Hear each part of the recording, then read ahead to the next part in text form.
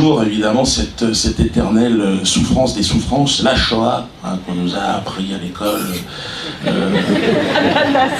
Et moi j'étais l'autre jour, j'étais chez Walt Disney. Et j'ai été étonné de voir comment était géré le mémorial, si vous voulez, de la souffrance des Indiens d'Amérique. C'est un spectacle qui s'appelle Buffalo, si vous voulez. C'est-à-dire que, pour vous donner un ordre d'idée, le mémorial de la Shoah pour les Indiens, c'est à Disney Village. Et alors que vous auriez vu ça, c'était exceptionnel. J'ai observé avec mes enfants, puis vous rentrez, on vous met un chapeau de cow-boy sur la tête, un peu l'équivalent d'un brassard nazi, et puis c'est parti pour 1 heure des commémorations avec Mickey dans le rôle de l'historien. Et là, vous avez pendant 1 heure, et puis la force de Disney, je dirais, c'est vous n'avez pas le poids de la culpabilité, du tout. Pas du tout.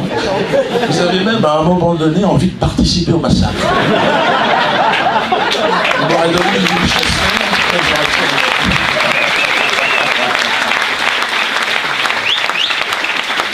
Et alors le temps fort, évidemment, de tout ça, c'est quand Sitting Bull, le vieux chef indien, descend pour parler à Buffalo, pour lui dire bon, quand même, ça suffit.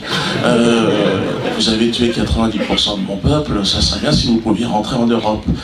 Et là, il y a Mickey, Pluto qui débarque et qui danse devant Sitting Bull avec 2 énormes castors géants. Là, j'ai pas très bien compris la signification des castors, mais ceux qui gèrent la Shoah devraient s'inspirer de Walt Disney.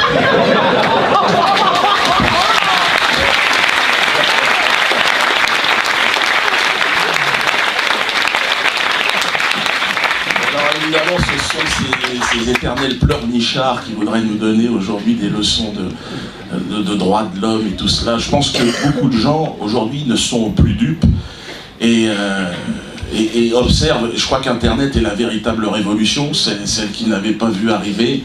Nous sommes là, nous arrivons, la propagande médiatique, c'est fini. Alors il y a l'IFOP, encore les instituts de sondage encore, qui sortent de leviers qu'ils ont conservés. Alors, c'est avec des questions de plus en plus fermées d'ailleurs.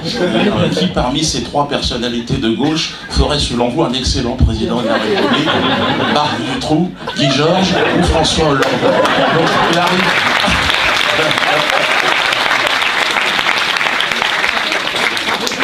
Il peut quand même arriver en tête, mais de justesse devant Guy Georges. Et on est aujourd'hui face à la fin du mensonge absolu d'une société, et c'est fou de voir que pour faire rire les gens aujourd'hui, il suffit juste de dire la vérité.